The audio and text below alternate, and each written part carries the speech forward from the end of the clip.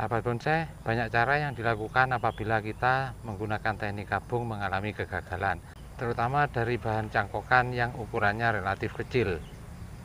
Bagaimana cara memperbaikinya? Simak terus videonya sampai selesai.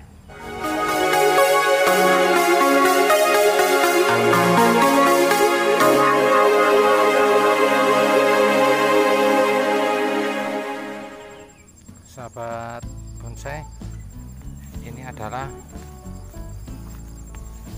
bahan bonsai yang beberapa bulan yang lalu kita menggunakan sistem gabung, yang bahannya kita dapatkan dari cangkokan dengan ukuran kecil. Namun karena beberapa hal bahan ini mengalami kegagalan, ada beberapa batang yang mengalami kematian, contohnya seperti ini.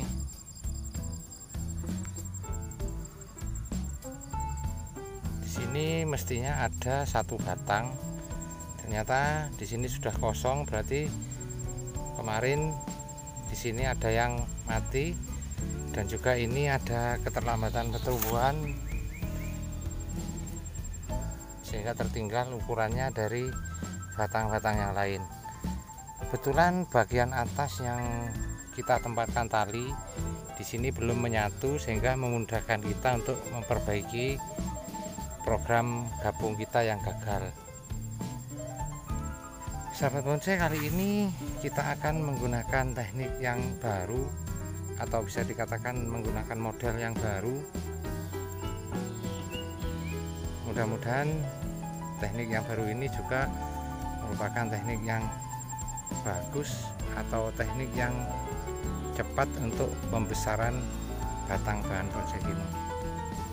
Yang pertama, kita siapkan bahannya. Di sini kita mempunyai bahan cangkokan seperti ini, ada sekitar 10 batang. Ini kita sudah siapkan, cabang kecil-kecil sudah kita bersihkan. Tinggal nanti bagaimana cara kita atau menempatkan batang-batang ini pada perbaikan sistem gabung pada bahan ini yang kemarin gagal. Sini saya menamakan teknik yang akan kita gunakan adalah teknik gabung sisip.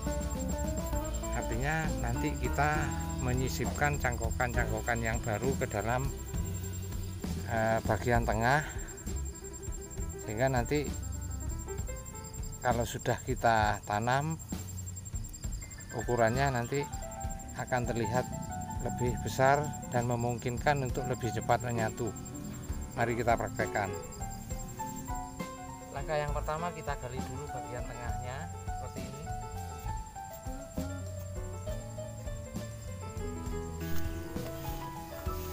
Setelah galian selesai seperti ini bentuknya, langkah yang kedua, kita siapkan penyangga seperti ini. Kanan dan kiri cukup 2 saja, karena di atas sudah ada yang melintang di tengah-tengah batang program himeng ini. Ini tujuannya nanti membantu kita, karena kita saat ini mengerjakannya sendiri, sehingga kita memerlukan penyangga seperti ini agar nanti batang yang baru akan kita tanam tidak terlalu banyak bergerak setelah kita letakkan di media tanam. Karena apa? Nanti kalau batang baru hasil cangkokan itu lebih banyak bergerak pada media tanam, maka kemungkinan akar-akar yang masih berwarna putih itu putus sangat besar, sehingga kegagalannya berpeluang juga semakin besar. Maka untuk antisipasi itu, karena kita kerjakannya sendiri, tidak menggunakan tenaga orang lain, maka kita memerlukan tiang penyangga seperti ini.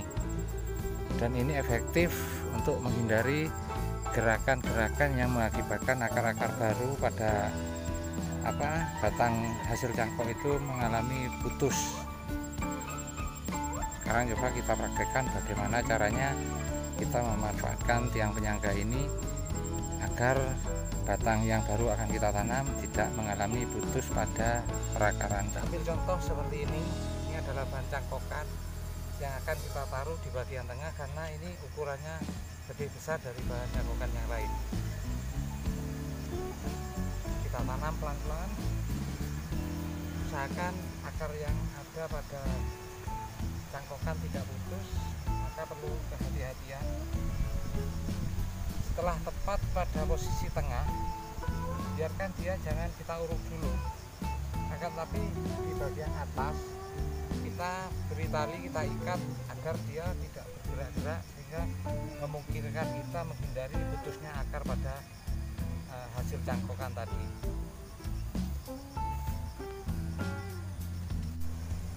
Seperti ini hasilnya. Di atas kita pakai tali rafia, kita ikat pada penyangga yang melintang pada pertengahan bahan ini. Lalu di bawah kita taruh pada bagian paling tengah seperti ini. Dia tidak akan bergerak, sementara kita menyiapkan bahan yang lain, dan bahan ini tetap kita biarkan pada posisi tengah. Nanti yang lain kita taruh di samping-sampingnya keliling seperti ini. Tetap setiap satu batang kita tali ke atas, kita talikan, kita ikat pada penyangga yang melintang pada pertengahan bahan ini, bahan gabungan kimeng ini. Seperti ini contohnya. Ini kita bisa menghemat tiang penyangga, daripada nanti kita taruh satu-satu, kita akan membutuhkan banyak sekali bambu-bambu sebagai tiang penyangga seperti ini. Tapi kalau dibuat dengan teknik seperti ini, kita cukup dua, ukuran 3 meter atau 2 meter sudah cukup. Yang ketiga kita taruh di atas melintang seperti ini. Nah, mari kita lanjutkan. Setelah selesai penanaman, maka posisinya seperti ini. Masih belum beraturan. Kemudian langkah berikutnya adalah kita satukan dulu batang-batang yang berasal dari cangkokan seperti ini. Ini kita ikat, tujuannya nanti pada waktu penataan batang-batang yang lama atau batang-batang yang sudah hidup ini, posisinya tidak akan bergerak jika ini sudah kita ikat.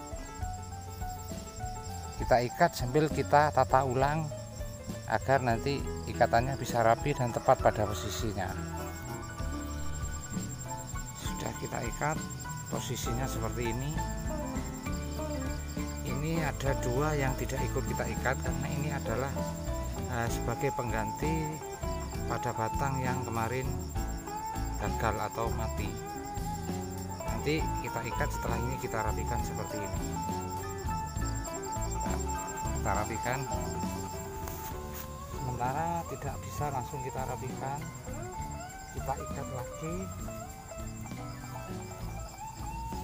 tapi ikatannya bersifat sementara agar nanti proses penataannya bisa mudah dan tidak terlalu erat kita menalikannya, supaya nanti kita menatanya tidak kesulitan.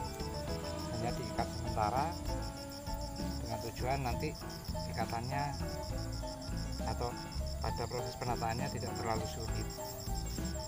Sudah kita ikat, kita paskan posisinya seperti ini.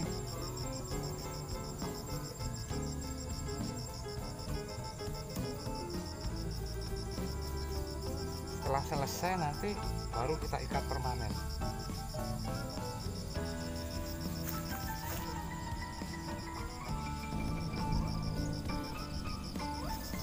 Setelah kita rapikan, baru persiapan kita ikat permanen, kita ikat yang kuat. Tapi ikatan yang di dalam tadi, yang pada batang-batang hasil cangkokan, harus kita lepas dulu, karena nanti setelah dia hidup, dia akan langsung nempel antara satu dengan yang lainnya. Sudah tidak bergerak dia.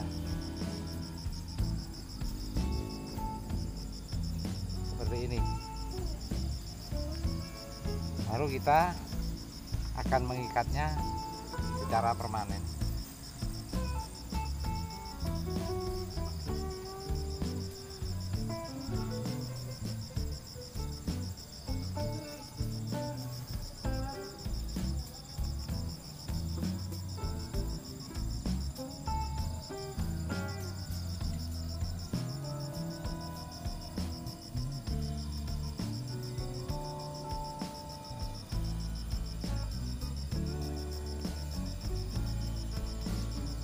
Sudah selesai.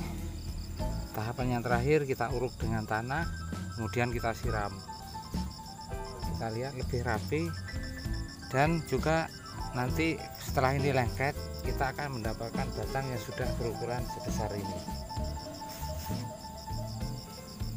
Jadi itu sahabat bonsai, sambil kita mengadakan penyulaman, di tengah kita sisipkan dengan teknik menggunakan tiang penyangga seperti ini, sehingga kita bisa melakukannya sendirian tanpa menggunakan bantuan orang lain.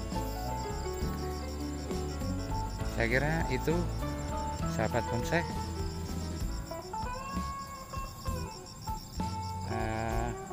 Teknik kali ini mungkin ada saran dan kritik, silahkan tulis di kolom komentar. Jangan lupa like, comment, share, dan subscribe, karena tanpa dukungan dari kalian semua, channel ini tidak akan bisa berkembang. Terima kasih. Salam satu hobi.